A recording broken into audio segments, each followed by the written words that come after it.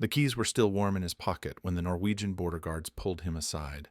July 21st, 1973, Lillehammer, Norway. Dan Erbel had been sitting in a rented Peugeot for 3 hours, watching a small apartment building on a quiet residential street. His partner, Marianne Gladnikoff, sat beside him in silence. They were waiting for a man to come home from work. The target emerged at 6:30, walking with the unhurried gait of someone who had no idea he was being watched. Erbel studied the man's face through the evening light. Dark hair, medium build, mustache. The photographs matched. They believed this was Ali Hassan Salameh, the man who orchestrated the Munich Olympics massacre that had killed 11 Israeli athletes just 11 months earlier. Black September's most wanted. Erbel and Gladnikoff followed the target on foot, maintaining a careful distance through the tree-lined streets of this small Norwegian town. The man stopped at a bus stop. He lit a cigarette. He checked his watch. Everything about his movements suggested a mundane evening commute, nothing more. 2 other Mossad agents moved into position from a separate vehicle. The operational plan was simple and had been rehearsed for weeks. The target would be eliminated quickly, and the team would scatter across Scandinavian borders before local police could coordinate a response. At 7 o'clock, the decision was made. The target walked alone down a residential street. The agents closed in. Shots were fired at close range. The man collapsed on the pavement. Blood pooled beneath him as his body went still. Then someone screamed. A woman ran from a nearby house. She was screaming in Norwegian, words the agents couldn't understand, but the panic in her voice needed no translation. She threw herself over the dying man's body. She was sobbing his name. Ahmed Bouchiki. Erbel's stomach dropped. The woman was pulling out the man's wallet, showing his identification card to anyone who would look. Ahmed Bouchiki, a Moroccan waiter who worked at a local restaurant. A man with a pregnant wife and no connection whatsoever to Black September or Palestinian terrorism. They had killed the wrong person. Norwegian police sirens began to wail in the distance. The operational plan collapsed instantly. The team scattered, but panic replaced discipline. Erbel made it to the border crossing between Norway and Sweden within 2 hours, driving well above the speed limit and hoping his forged passport would hold up under minimal scrutiny. It didn't. The border guards were already on alert. Police radio traffic had described the shooting suspects and their possible escape routes. When Erbel presented his documents, the guards asked him to step aside. They searched his vehicle, they searched his luggage, and then they searched his pockets. That's when they found the keys. 3 keys on a simple metal ring. Erbel claimed they were for his apartment back home, but the guards weren't interested in his story. They arrested him on suspicion of involvement in a homicide. The keys were logged as evidence and photographed. Within 24 hours, those photographs would be sent to Interpol and shared with police agencies across Europe. Those 3 keys were about to unlock the largest exposure of foreign intelligence infrastructure on European soil since the end of World War II. Before we find out what those keys opened and how badly the damage spread, I want to let you know what this channel is all about. Every single day, I bring you real spy stories, genuine intelligence operations, and the actual tradecraft that intelligence agencies use when they operate in hostile territory. Not Hollywood fiction, but real cases with real consequences. The Lillehammer affair is one of the most significant intelligence failures of the 20th century, and it changed how every intelligence service thinks about safe houses and clandestine infrastructure. If you're fascinated by the hidden mechanics of espionage, the human cost behind covert operations, and the real-world consequences when things go catastrophically wrong, hit that subscribe button and turn on notifications. What happens next in this story will show you exactly how fragile these secret networks really are. And trust me, the cascading failures that followed those 3 keys will change how you think about intelligence work forever. All right, back to those keys and what they were about to reveal. French police received the key photographs from Interpol on July 23rd, just 48 hours after the Lillehammer shooting. The keys looked ordinary enough, standard European door locks, nothing distinctive. But one of the keys had a small mark on it, a jeweler's stamp that identified it as coming from a specific locksmith in Paris. Investigators in Paris began checking records. The locksmith's files showed he had cut that key for an apartment on Rue Tullier in the Latin Quarter. The address raised immediate suspicions because the lease had been paid in cash for 2 years in advance, and the supposed tenant had never been seen by neighbors despite the apartment appearing lived in when anyone glanced through the windows. French intelligence services were notified. They ran surveillance on the apartment for 36 hours before making entry. What they found inside transformed this from a local homicide investigation into an international intelligence crisis. The apartment was a fully equipped Mossad safe house. Filing cabinets contained codebooks and cipher materials. A locked closet held 4 different passports, each with the same photograph but different names and nationalities. Communication equipment sat on a desk, including a radio capable of reaching frequencies used by Israeli diplomatic facilities. But the most damaging discovery was a leather-bound address book containing phone numbers and street addresses across 6 European cities: Geneva, Brussels, Frankfurt, Rome, Madrid, London. Each address represented another safe house, another covert facility that Mossad had been operating for years without detection.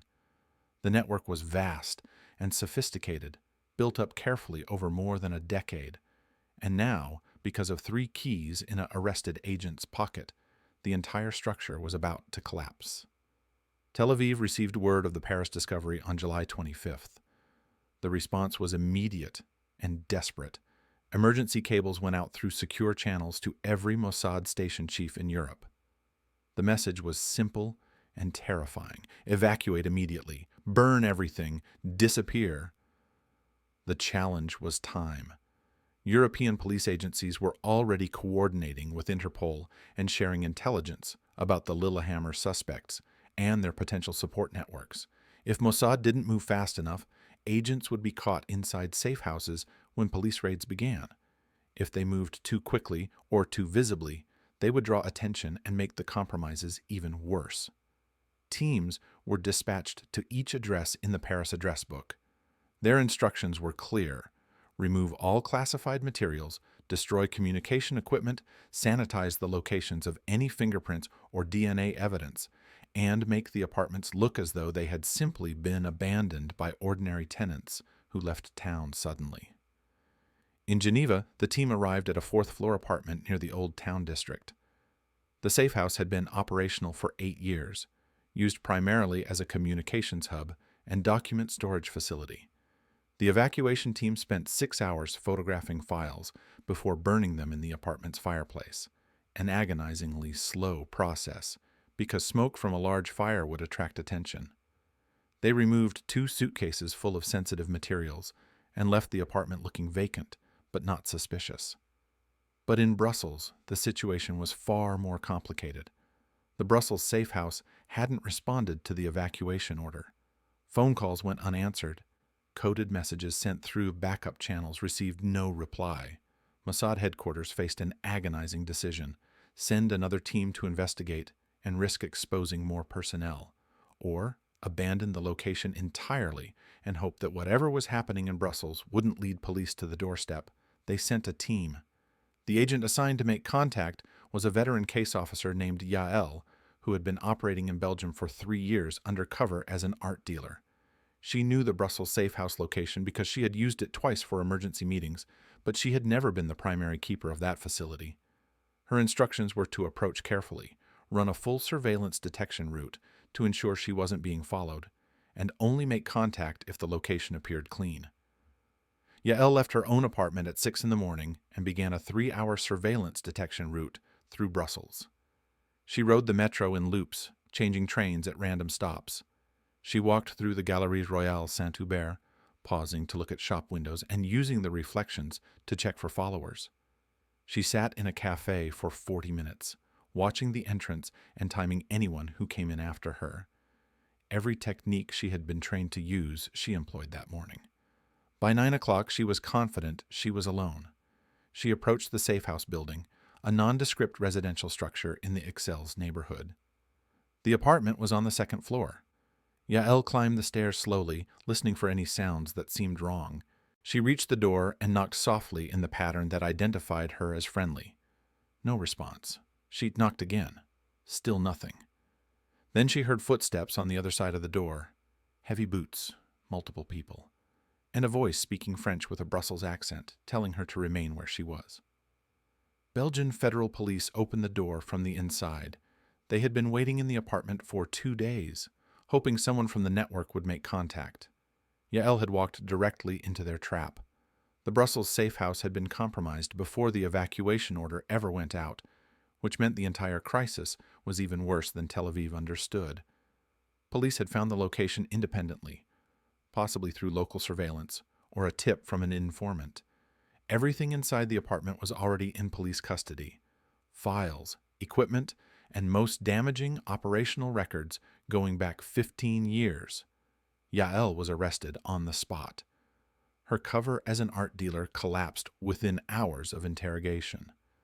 Belgian authorities identified her as an Israeli intelligence officer operating without diplomatic protection, which meant she had no immunity from prosecution.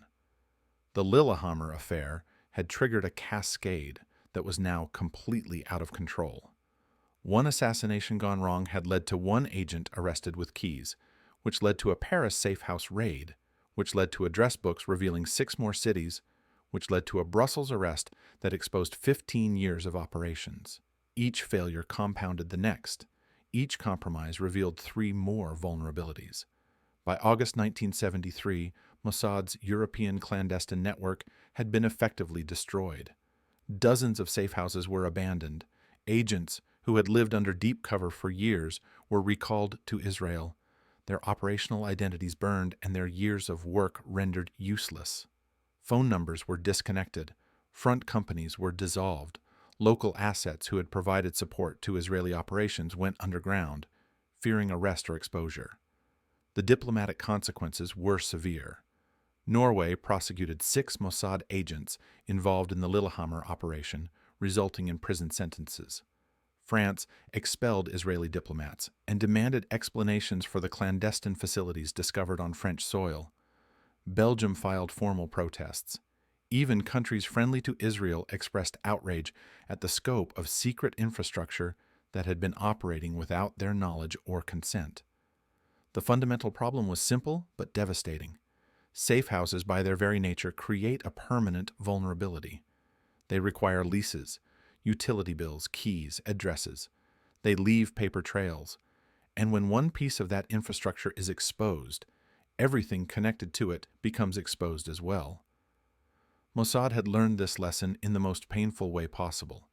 But the question now facing Israeli intelligence leadership was whether safe houses could exist at all in the modern world, or if the entire concept needed to be reimagined from scratch. To understand what Mossad rebuilt after Lillehammer and why the challenge has only gotten harder over time, you need to understand what a safe house actually does, and why intelligence services can't operate without them. The concept is older than modern intelligence agencies. During World War II, resistance networks across occupied Europe relied on safe houses to hide Allied pilots, store weapons, and plan sabotage operations. The basic principle was always the same. You needed a physical location where you could operate without observation, a place that appeared normal from the outside but served covert purposes behind closed doors. For Mossad, safe houses served multiple critical functions. Some were used for meetings between case officers and recruited assets, locations where sensitive information could be exchanged without the risk of surveillance or interception. Others served as communications hubs where encrypted messages could be sent and received using equipment that couldn't be kept in official diplomatic facilities. Some safe houses were simply storage locations for documents, weapons, or other materials that needed to be kept secure but accessible. The Eichmann operation in 1960s showed how essential these facilities were for major operations. After Mossad agents abducted Adolf Eichmann from a street in Buenos Aires, they needed somewhere to hold him while arrangements were made to smuggle him out of Argentina. They used a rented safe house on the outskirts of the city, a quiet residential property that attracted no attention from neighbors. For 9 days, Eichmann was held in a bedroom of that house while Israeli operatives finalized their exfiltration plan. Guards watched him around the clock. Food was brought in carefully to avoid suspicion. The house needed to appear occupied, but not unusually active. When the time came, Eichmann was drugged, dressed as an airline crew member, and driven to the airport where an El Al flight was waiting to take him to Israel. The operation succeeded, but it violated Argentine sovereignty so flagrantly that it triggered an international incident. The safe house became a focal point of Argentine investigations into how Israeli agents had operated on their soil without detection. That attention forced Mossad to abandon several other safe houses in South America that might have been connected to the Eichmann team. The pattern was clear even then. Safe houses enabled operations, but they also created vulnerability. And in the years after Eichmann, Mossad worked to develop a system that balanced operational capability with security. By the early 1970s, the European network that was exposed at Lillehammer represented the refinement of that system. Safe houses were leased through intermediaries or front companies to avoid direct connections to Israeli entities. They were furnished to look lived in, but not actively occupied, with mail being collected regularly and lights on timers to suggest routine habitation. Keys were distributed only to personnel with operational need, and addresses were compartmented so that no single agent knew the full scope of the network. Communication security was layered. Safe houses had phone lines, but sensitive calls were made from public phones or through encrypted channels that couldn't be easily traced. Face-to-face meetings inside the safe houses followed strict protocols, including surveillance detection routes before arrival and staggered timing to avoid multiple personnel appearing at the same location simultaneously. The system worked well for years. European safe houses supported countless operations without exposure or compromise. Mossad agents moved through hostile territory with the confidence that they had secure locations to fall back on if operations went wrong or if they needed to disappear quickly. But Lillehammer revealed the hidden fragility in this entire architecture. The system depended on human beings who could make mistakes, who could be arrested, who could be interrogated. It depended on physical keys that could be found and photographed. It depended on address books that, if discovered, would unravel everything. And it depended on something else: trust. Every safe house required a keeper, someone local, who maintained the property and ensured it remained operational. These keepers were often drawn from local Jewish communities, people who supported Israel and were willing to take significant personal risks to assist Mossad operations. They collected mail, paid utility bills, and occasionally allowed agents to use the properties for meetings or storage. After Lillehammer, many of these keepers vanished. Some were arrested as police investigations widened. Others simply disappeared, terrified that they would be next. The trust that had enabled the network evaporated almost overnight. Mossad faced a strategic crisis. European operations continued to be essential for Israeli security, particularly monitoring Palestinian militant groups operating from European cities. But the infrastructure to support those operations had been destroyed, and rebuilding it using the same methods seemed impossible. The answer that emerged over the next decade was radical. Permanent safe houses would be phased out in favor of temporary operational bases. Instead of maintaining apartments year-round, Mossad would shift toward short-term rentals, hotel rooms, and accommodations that could be established quickly and abandoned just as fast. This approach had significant advantages. Temporary locations created no paper trail extending back years. If an operation was compromised, there was less infrastructure to expose because the facilities themselves were ephemeral. Agents could blend into normal travel patterns, appearing to be business travelers or tourists, rather than maintaining permanent residences in foreign cities. But the disadvantages were substantial too. Temporary accommodations meant reduced operational security because hotels and short-term rentals came with staff, security cameras, and other guests who might notice unusual activity. They offered no secure storage for sensitive materials or equipment. and they required precise timing and coordination because windows of opportunity were measured in hours or days, not weeks or months. Through the late 1970s and 1980s, Mossad tested this new model in operations across Europe, the Middle East, and Asia. The results were mixed. Some operations benefited from the increased mobility and reduced footprint. Others failed because the lack of secure facilities made coordination impossible or forced agents to take risks they wouldn't have taken with traditional safe houses backing them up. In New Delhi during the late 1980s, Mossad attempted a hybrid approach. Rather than maintaining safe houses directly, they worked through front companies that appeared to be legitimate businesses but were actually controlled by Israeli intelligence. These companies would lease office space or apartments for ostensible business purposes, and those spaces could then be used covertly for intelligence activities. The model worked for several years until investigative journalists began connecting the dots between certain businesses in New Delhi and known Mossad officers. Once the front companies were exposed, the entire structure collapsed. Again, the pattern kept repeating. By the time the 1990s arrived, Mossad had developed a reputation for adapting quickly to changing operational environments, but internally there was growing concern that traditional tradecraft was becoming obsolete. Technology was evolving faster than intelligence doctrine could keep pace. Surveillance cameras were proliferating. Border controls were becoming more sophisticated. Passport databases were being shared internationally. Credit card transactions left digital trails. Mobile phones could be tracked. Every technological advancement that made life more convenient for ordinary people made covert operations exponentially harder. The question wasn't whether Mossad could maintain safe houses, it was whether any intelligence service could operate clandestinely in an increasingly transparent world. That question would be answered definitively in January 2010 in a luxury hotel room in Dubai, when a perfect operation would become a perfect disaster precisely because of the technology that was supposed to make espionage easier. Mahmoud al-Mabhouh was a problem that Israeli intelligence had been tracking for 20 years.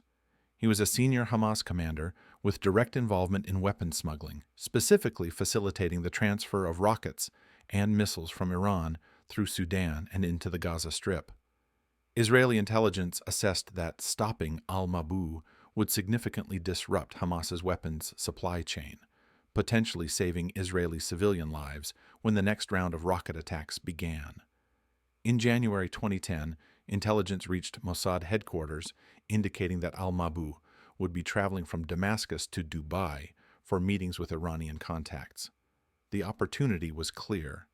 Dubai was relatively permissive for Israeli operations compared to Syrian territory.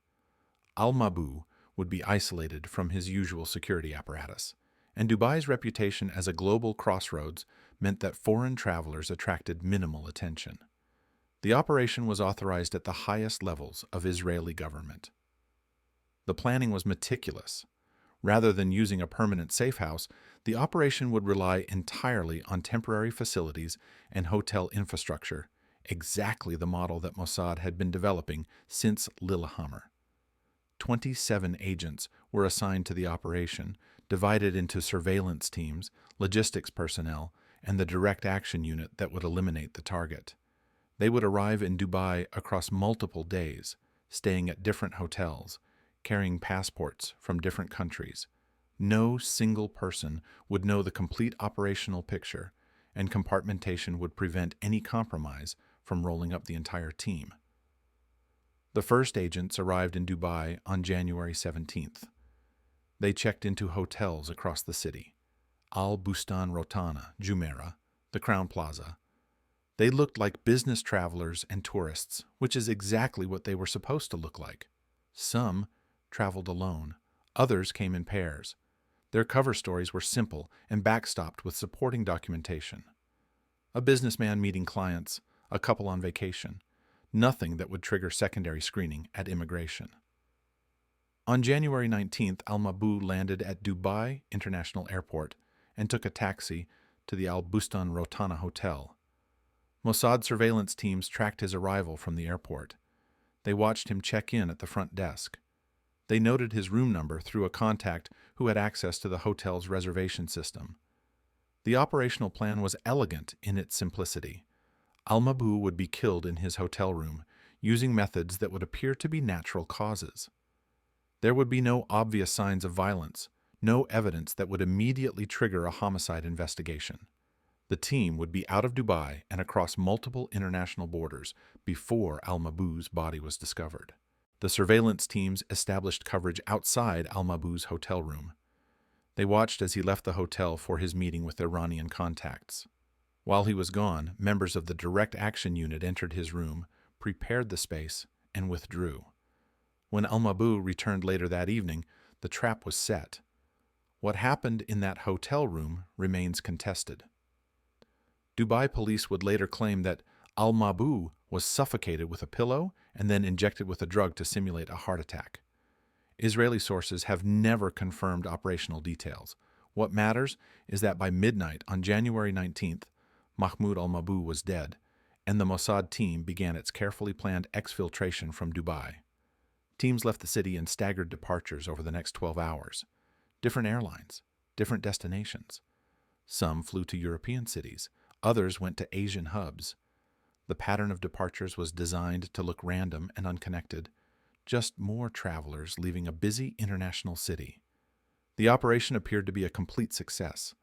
Al-Mabou's death was initially treated as natural causes. Israeli intelligence reported mission accomplished. The teams dispersed, and operational cover appeared intact. Then, Dubai police began their investigation.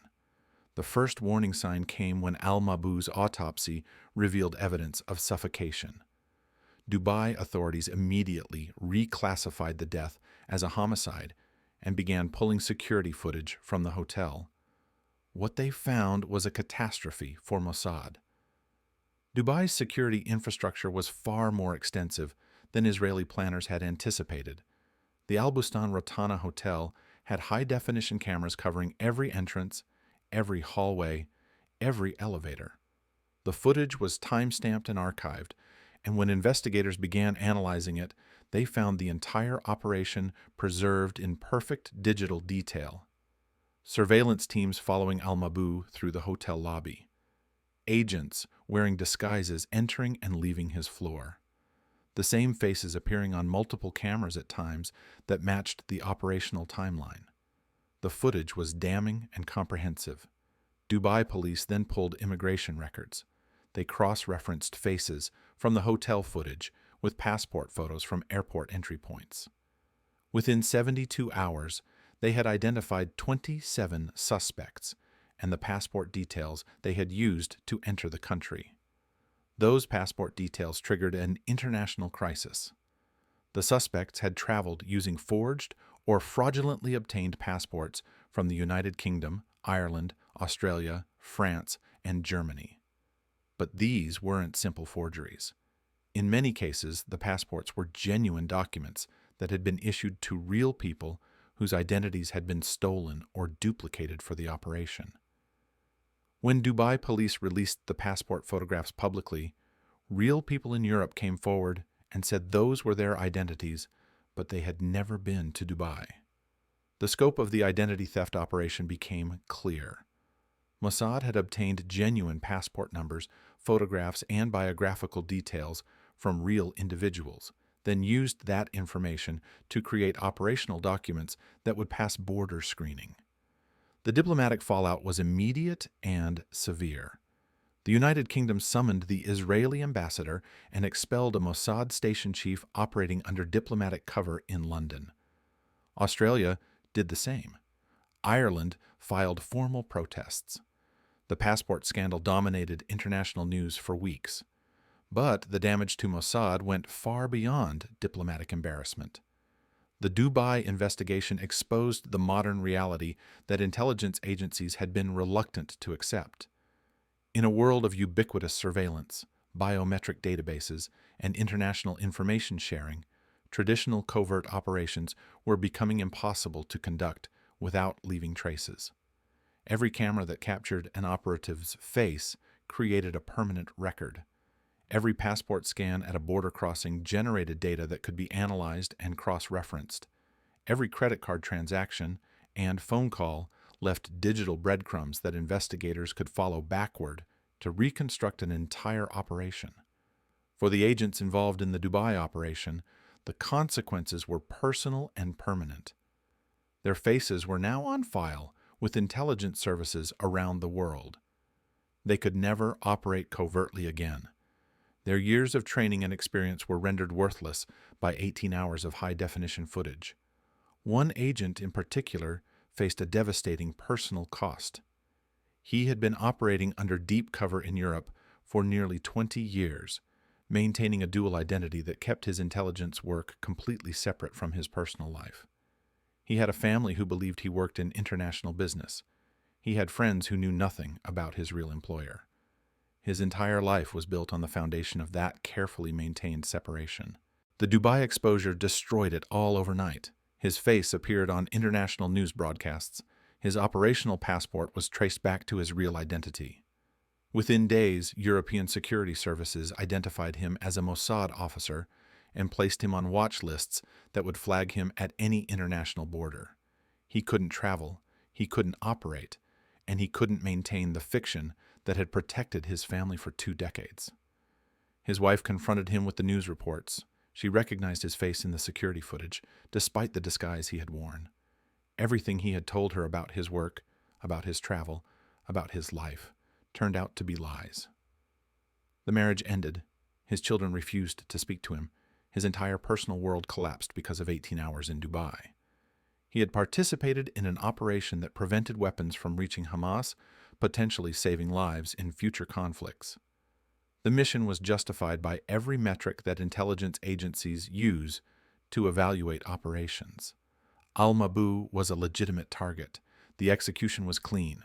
The strategic objective was achieved, but the cost was his entire life. I need to pause here and ask you something. If you were in his position, knowing that your mission genuinely saved lives but destroyed everything you had built outside of work, would you make the same choice? Would you accept that operational success justifies personal annihilation? Drop your answer in the comments, because this is the impossible calculation that intelligence officers face, and I'm genuinely curious where you would draw that line. Here's what happened next. In the months after Dubai, Mossad conducted an extensive internal review of what went wrong and how operations needed to change. The findings were sobering. Traditional tradecraft had not kept pace with technological surveillance capabilities. The assumption that agents could blend into travel patterns and disappear into foreign cities was no longer valid. Every movement left traces. Every interaction generated data.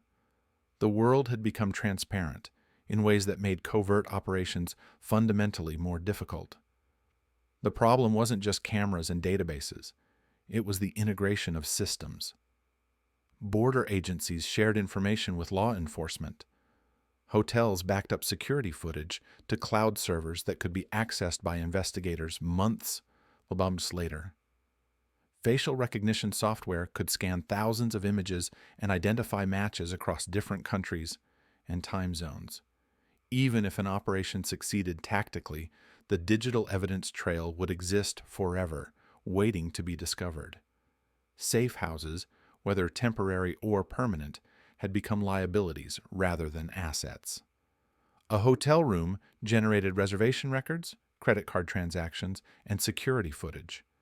A rented apartment required identification documents and utility accounts. There was no such thing as an untraceable physical presence anymore. Some intelligence analysts argued that the Dubai operation proved covert action was obsolete. If you couldn't operate without leaving comprehensive evidence, then perhaps the entire model needed to be abandoned in favor of other intelligence methods, like signals, intelligence or cyber operations that could be conducted without physical presence. But others argued that physical operations would always be necessary. Some intelligence simply couldn't be gathered remotely. Some targets required face-to-face contact or direct action. The challenge was to adapt tradecraft to the new reality, not to abandon human intelligence operations entirely. Through the 2010s, Mossad and other intelligence services began implementing what some analysts call the ghost network model. Instead of maintaining physical safe houses, operations would rely on constantly shifting temporary bases with maximum time limits measured in hours rather than days. Instead of using the same identity repeatedly, agents would cycle through multiple operational identities that would be burned after single use. Instead of long-term deep cover personnel, operations would use short-duration teams assembled specifically for individual missions. This approach required accepting higher risk. Without secure facilities to fall back on, agents were more exposed and more vulnerable to local surveillance or hostile intelligence services. Without long-term cover identities, it was harder to develop the local knowledge and networks that made operations successful. The ghost network model traded security for speed, permanence for flexibility. Biometric border controls created a new challenge that had no easy solution. In the past, an agent could carry multiple passports and switch identities as needed. But biometric systems linked facial recognition, fingerprints, and iris scans to travel records. Once your biometric data was in a database under one identity, you couldn't simply present a different passport and expect it to work. Your face betrayed you. Some services attempted to develop sophisticated prosthetics and cosmetic alterations that could fool facial recognition systems. The success rate was mixed at best, and the techniques were expensive and time-consuming.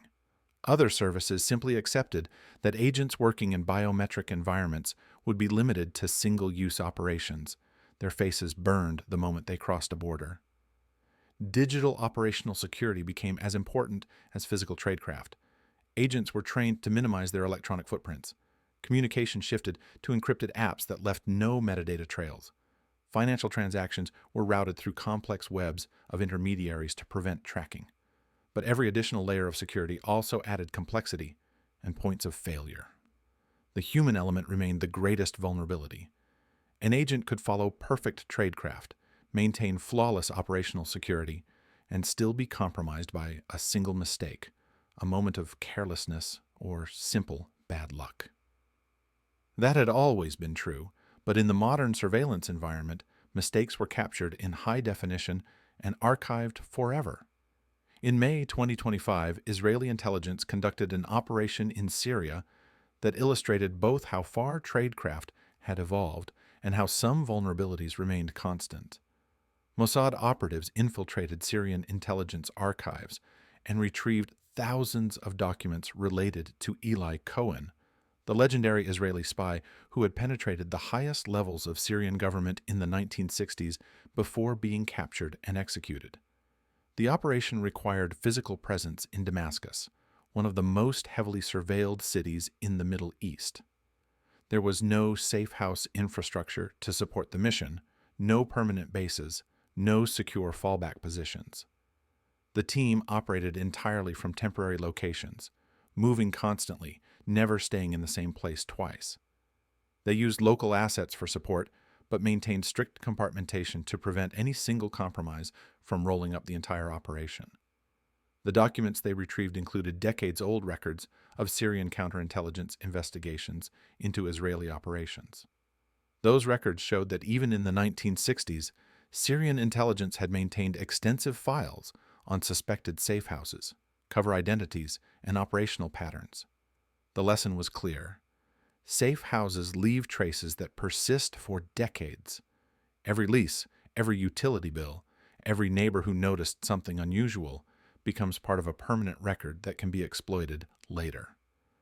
Modern safe house operations accept this reality. The ghost network model assumes that every facility will eventually be compromised or discovered. The goal is to ensure that by the time investigators find a location, it has been abandoned for months, and the operation it supported is long finished. Evidence may exist, but it leads nowhere actionable. Some intelligence services have experimented with entirely digital safe houses, virtual spaces in encrypted networks where agents can communicate and coordinate without physical meetings. These digital safe houses offer advantages in terms of operational security and global reach, but they can't replace the need for physical presence in target areas. You can't eliminate a target or recruit an asset through an encrypted chat room. The psychological toll on agents has increased dramatically. Operating without secure facilities means living in constant exposure. There's no safe place to decompress, no location where you can let your guard down completely. Agents describe the experience as exhausting and isolating, knowing that every interaction, every transaction, every moment in public could be captured and analyzed. Burnout rates have increased. The average operational lifespan of a deep cover officer has decreased from years to months. Intelligence agencies struggle to retain experienced personnel who face the choice between maintaining their operational effectiveness and preserving their personal lives. The Dubai agent, whose life was destroyed by the exposure, never returned to operational work. He lives in Israel now under his real name, doing consulting work for private security firms. His children eventually restored contact, though the relationship remained strained. His ex-wife remarried. In interviews, he maintains that he would make the same choices again because the operation served a larger purpose. But there's a hollowness in his voice when he says it, a recognition that the cost was higher than anyone should have to pay. The fundamental truth about safe houses hasn't changed since the concept was invented. Intelligence work requires physical presence somewhere. Agents need locations to meet contacts, store materials, and coordinate operations. The challenge has always been making those locations secure while maintaining the appearance of normalcy. What has changed is the environment those safe houses exist in. Lillehammer happened in a world where an agent with fake papers and a good cover story could cross borders and establish residences with minimal scrutiny. Dubai happened in a world where every face was captured, every movement tracked, every transaction recorded. We live in a world where the technological tools that enable surveillance grow more sophisticated every year. Artificial intelligence can analyze footage faster than human investigators. Facial recognition databases span continents. Financial tracking systems monitor currency flows in real time. The transparency that makes covert operations difficult isn't going away. It's accelerating. Intelligence services adapt because they have no choice. The ghost network model represents the current state of adaptation, but it's not a permanent solution. Technology will continue to evolve. Surveillance capabilities will improve. The methods that work today will fail tomorrow. The Lillehammer affair taught Mossad that a single mistake could unravel an entire network. Dubai taught them that success doesn't matter if the evidence trail leads back to your agents. The lesson that intelligence services are still learning is that in a transparent world, there may be no such thing as a truly safe house anymore. There are only temporary refuges, constantly shifting locations that exist for hours before being abandoned, and agents who accept that exposure is no longer a risk to be mitigated, but an inevitability to be managed. The game hasn't changed, the stakes remain the same, but the playing field has become infinitely more dangerous, and the margin for error has shrunk to nothing. One thing remains constant across all the technological changes and tactical adaptations. Human beings still make decisions. They still choose whether to pull the trigger, whether to cross the border, whether to accept the mission knowing the cost. And sometimes, despite perfect planning and flawless execution, those decisions end with someone bleeding on a street in Norway, having killed the wrong person, and everything unraveling from there. That's the reality of safe houses in the modern intelligence world. They exist because they must. They fail because they always do, eventually. And the cycle of exposure, adaptation, and reinvention continues because stopping isn't an option as long as nations have secrets to keep and enemies to watch. The briefcase full of keys that Norwegian border guards found in 1973 opened more than apartment doors in Paris. It opened a window into how fragile these hidden networks really are, and that window has never fully closed.